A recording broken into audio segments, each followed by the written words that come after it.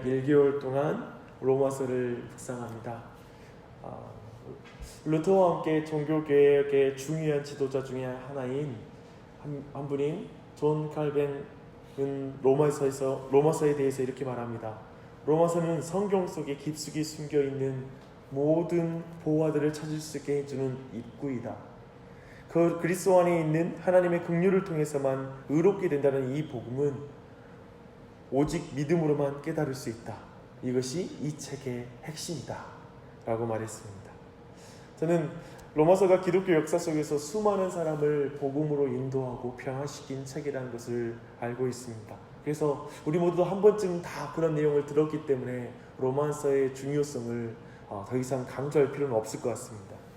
그래서 저도 이 기회를 통해서 복음에 대해서 더 깊이 배우는 것에 대한 기대가 있고 갈망이 있습니다. 여러분에게도 이 기회가 복음을 좀 더 깊이 이해하고 그리고 그 안에서 하나님의 놀라운 은혜를 경험하는 기회가 되기를 바랍니다. 한 가지를 부탁드릴 텐데요. 아침 기도에는 전날 매일 성경을 본문으로 말씀을 나눕니다. 그 이유는 말씀을 듣고 나서 그 문맥을 따라가면서 그날 큐티를 할 수 있도록 묵상하는 것을 도와주기 위한 것이 중요한 목적입니다. 그래서 저는 항상 그것에 초점을 가지고 하는데요. 그래서 특별히 월요일은 되게 본문이 깁니다. 금요일, 토요일, 주일 본문을 다루고 가기 때문에 긴데요. 특별히 오늘도 그렇게 긴 본문을 다루는데 그걸 감안하고 또 이 안에도 하나님 은혜가 넘치길 바랍니다. 이제 바울 사도는 3차 전도 여행의 막바지에 약 3개월 동안 그리스 지역에 머무릅니다. 근데 아마 그때 고린도에서 로마서를 쓴 것으로 보입니다. 10절을 보니까 바울은 로마로 갈 간절한 마음이 그 안에 있습니다. 계획도 있었습니다. 하지만 그 계획이, 그 길이 막히면서 바울은 로마서라는 놀라운 편지를 쓰게 됩니다. 참으로 바울의 여정이 막힌 것이 얼마나 놀라운 하나님의 섭리입니까? 우리 바울 측면에서는 속상할지 모르지만 바울이 생각한 길이 막혔기에 바울 사도는 로마 교회를 보고 싶어하는 간절한 마음과 사랑을 담아서 이 서신에 복음의 영광을 담아낼 수 있었습니다. 그게 하나님의 방법입니다. 수신자는 6절 7절에 나타납니다. 바울은 그들을 예수 그리스도의 것으로 부르심을 입은 자이다 라고 말하고 있고요.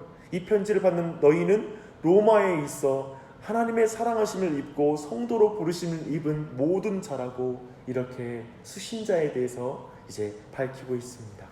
이것은 그리스도인에 대한 사도 바울이 이해하는 놀라운 정체성입니다. 정의입니다. 보십시오. 여기에 바울의 사역자로서의 정체성을 연결해서도 충분히 이해할 수 있어요. 1절, 2절에 이제 바울의 자기의 정체성이 또한 나오는데요. 둘을 연결하면 이렇습니다. 그리스도인은 그리스도의 소유로 부르심을 받은 자입니다.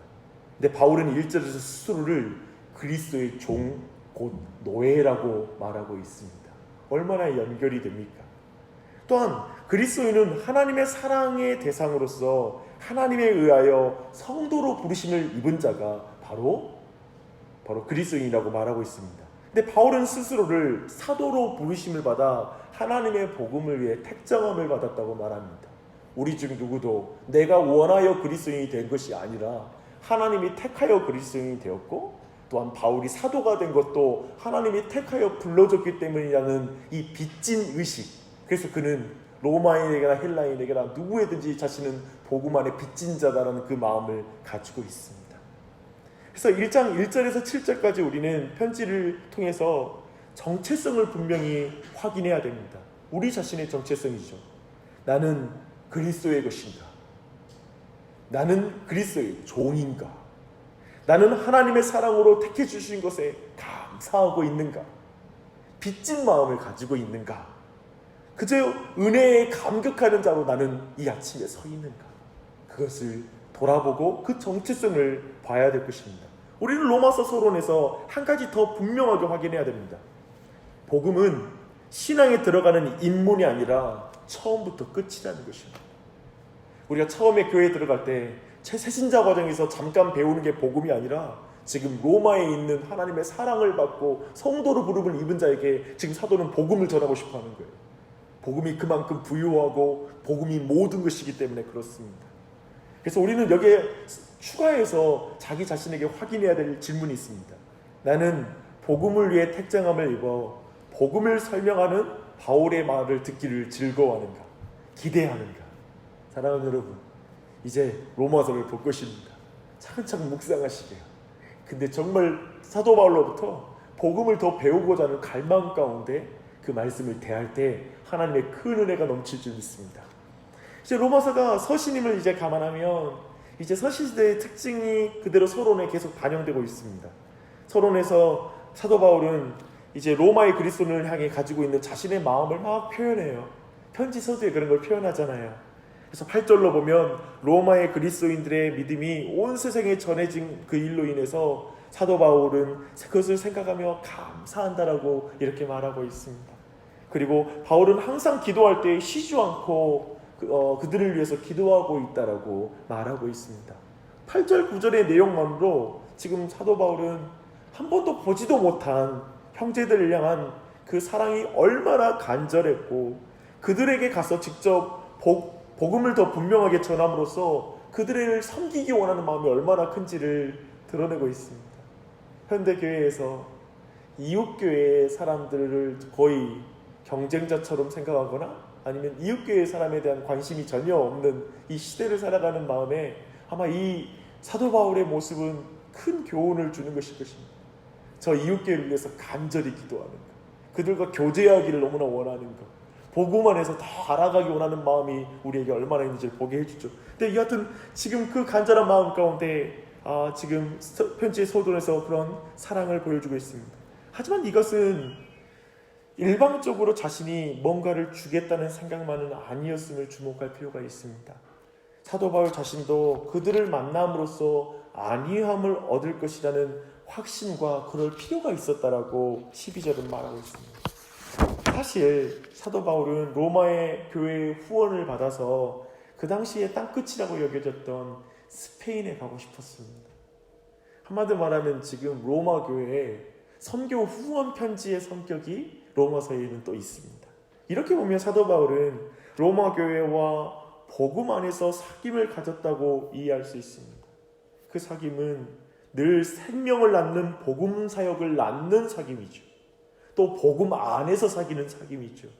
그 사귐은 그저 나를 유익하게 하는 자기 중심적인 사귐이 아니라 상대를 복음 안에서 세우고 그리고 함께 복음으로 누군가를 세우는 교제예요. 이게 성도의 교제예요. 교회 안에서 우리가 만들어 있어야 될 성도의 교제가 이런 교제예요.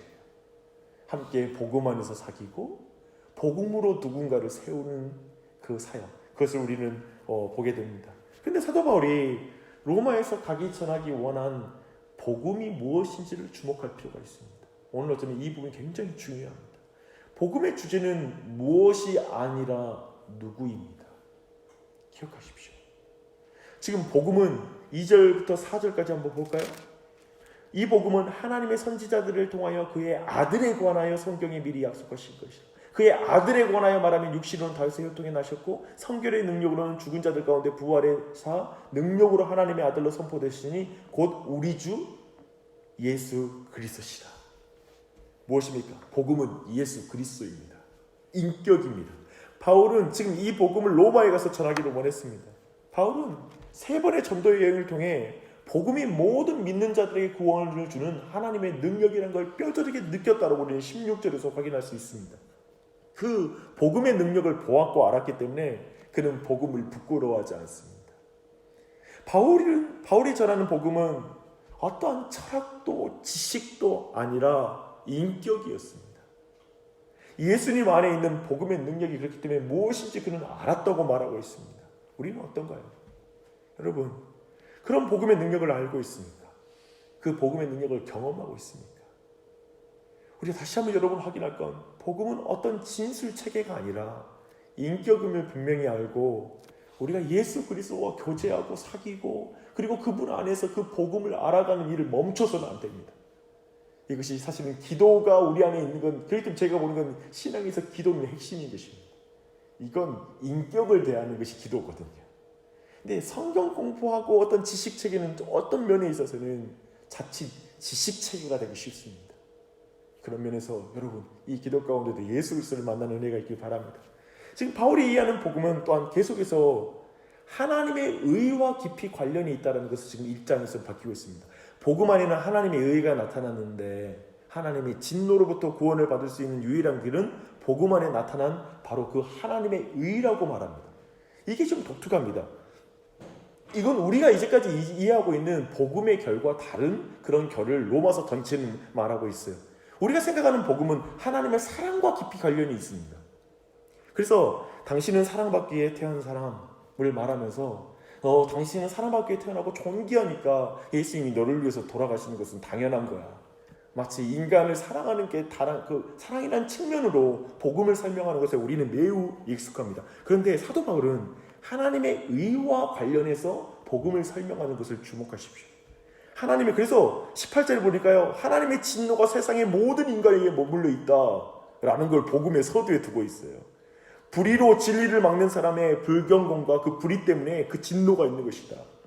그리고 불경건과 불의는 다양한 형태의 죄들을 포함한다는 걸 뒤에서 쭉 나열하고 있습니다. 바울은 먼저 누구의 죄를 지적하냐면요, 지금 로마 교회의 상황이 이방인들이니까 중심이니까 먼저 이 세상의 모든 이방인들의 죄를 먼저 다루고 있습니다. 하나님은 그런 인류를 마음의 정욕에 따라 살아가는 더러움에 내어버렸다고 말하고 있습니다. 저들의 부끄러운 욕심에 내버려 두어서 저들의 그 상실한 마음대로 버려두었다라고 그들의 죄된 상태를 표현합니다. 사람들은 이런 일이 죽을 죄라는 것을 알지만 두려움 없이 행하고 또 그 일을 행하는 자를 옳다고까지 여길 정도로 완고하고 완악한 상태에 되었다라고 인간의 저 이방인들의 죄된 상태를 적나라하게 고발합니다. 그러나 결국 심판날에는 아무도 핑계대거나 할 수 없다는 걸 밝히고 있습니다. 왜냐하면 하나님을 알만한 것이 모든 천지 만물과 인간의 마음 안에 이미 있기 때문이라고 사도 바울은 설명하고 있습니다. 탁월한 검사 앞에 죄가 드러나듯이 이제 진정한 하나님, 의로우신 하나님 앞에 모든 인간의 죄는 발가벗겨지고 진노가 그들의 위에 있다라고, 다른 운명과 가능성은 없다라고 분명하게 밝히는 것입니다. 지금 사도 바울은 의로우신 하나님 앞에 온 인류가 처한 이런 절망적인 상황을 고발하고 있습니다. 왜 고발할까요? 왜 고발할까요? 사람들이 깨닫지 못하고 인정하지 않기 때문에 고발하는 것이죠. 지금 검사로 서 있는 것입니다. 그 절망적인 상황이 바울 자신으로 하여금 더욱 복음의 전달자가 되도록 그 마음을 막 재촉하고 있는 거예요. 왜냐하면 깨닫지 못하면 안 되니까. 그걸 고발하고 복음이 그 뒤에 기다리고 있으니까 그걸 전하려고 하는 것입니다. 이제 바울이 로마서를 통해서 우리에게 전해주는 그 참 복음의 내용은 무엇입니까? 사실 어제 설교를 통해 이 부분에 대한 중요한 말씀을 나눴습니다. 요한일서 1장 9절에 보면 이런 말씀이 있어요. 만일 우리가 우리 죄를 자백하면 그는 미쁘시고 의로우사 우리 죄를 사하시며 우리를 모든 불의에서 깨끗하게 하실 것이요. 여기 지금 사도 요한 또한도 바울과 동일한 복음의 맥락을 가집니다. 의로움을 강조하는 것입니다. 근데 이 의로움은 어떻게 해결됩니까? 예수 그리스도께 하나님의 공의로움, 내게 쏟아져야 될, 내가 저주받고 내가 멸망해야 될 나의 운명을 예수 그리스도께 의로우신 하나님이 그분의 의를 쏟아내심으로 말미암아 예수 그리스도의 의를 통해서 우리가 구원받는다라는 것이 사도 바울이 이해한 복음이고 요한이 이해한 복음이고, 우리가 용서받는 것도 예수님이 이루신 의 때문에 용서받는다는 것이죠. 그것을 우리는 분명히 알 수 있습니다. 의로움이 용서의 근거가 된다는 이 이해할 수 없는 말씀의 뜻이 바울이 이해한 복음의 핵심이기도 합니다. 분명한 것은 사도 바울이 로마서에서 가르친 사도적 복음과 오늘날 교회에서 선포되는 복음의 결이 이렇게 다르다는 것입니다. 그것이 오늘날 교회가 약화된 근본 원인이라고 이해할 수 있을 것입니다. 뭔가 우리가 복음을 잘못 배우고 있을 수 있다는 것입니다. 우리는 이제 그 복음의 원리를 또 그대로의 모습을 한번 로마서를 통해서 하나하나 차근차근 살펴볼 것입니다. 거기서 우리 자신의 신앙을 점검하는 기회가 됐으면 좋겠어요. 그리고 내 믿음, 그리고 내가 이해한 복음, 그리고 그 복음을 통하여서 우리가 더욱더 온전하게 세워지는 기회가 되었으면 좋겠습니다. 잠시 기도하겠습니다. 하나님 아버지, 오늘 로마서 1장의 말씀의 대략을 살펴볼 수 있도록 은혜 베풀어 주시니 감사합니다. 하나님, 주님 우리 모두에게 다시 한번 우리의 정체성을 확인해 주시니 감사합니다. 우리는 그리스도의 종입니다. 그리스도의 노예입니다. 그러나 주님 그리스도의 노예가 될 때 우리는 진정한 사랑을 만날 수 있고 진정한 자유를 맛보는 노예인 줄 믿습니다. 하나님, 주님께 우리 자신이 예수님의 종으로서 이 한날을 살게 해주시고 그리스도의 노예로서 주님의 뜻을 받들며 하나님께 영광 돌리게 해주시옵소서. 또한 하나님의 사랑을 받는 자임을 기억하게 하여 주시고 그 사랑의 빚진 자로 이 한날을 살 수 있도록 인도해 주시옵소서. 주님, 이 한날 또한도 그 사랑 안에 믿음의 교제를 나누게 해주시고 교회에서 교제 또한도 주님 복음 안에서의 사귐이 되고 복음을 낳는 그리고 복음을 전하고 사람을 세우는 그런 사귐을 갖도록 우리의 교제 가운데도 함께 해주시옵소서. 특별히 오늘 만나는 모든 사람들을 향해서도 그 복음을 전하고 싶은 마음, 그들이 하나님을 알지 못하고 스스로 떳떳하게 나는 의롭다라고 스스로 주장하고 있는 그 마음 가운데 주님 예수 그리스도를 전해야 되는 마음이 우리 안에 생기게 하여 주시고 그들에게 오직 예수 그리스도가 필요한 것을 우리가 알게 하여 주시옵소서. 그래서 주님, 저들에게 주님 오직 예수 그리스도의 의를 통해서만 구원에 이르는 그 참된 복음, 하나님의 의의 복음을 전할 수 있도록 은혜를 베풀어 주시고 우리가 분명한 확신 가운데 복음을 더 깊이 이해하며 나아가는 교회가 되게 해주시옵소서. 하나님, 이 의로운 복음을 이해하는 게 우리의 삶과 어떠한 관련이 있겠습니까? 주님, 이 의로우신 예수 그리스도를 통하여서 하나님의 의가 드러난 그 복음만이 우리를 참으로 모든 삶의 답이 되며 그리고 기쁨이 되며 소망이 되며 그리고 우리 모두를 다시 일으키는 회복의 능력이 있는 줄 믿습니다. 주님, 사도 바울처럼 그 복음의 깊이와 넓이와 높이와 길이가 어떠한 것인지 계속 알아갈 수 있게 해주시되 이 기간 동안에 더욱 복음을 알 수 있도록 이 한 달 동안에 복음에 푹 빠지는 이 한 달이 될 수 있도록 은혜 베풀어 주시옵소서.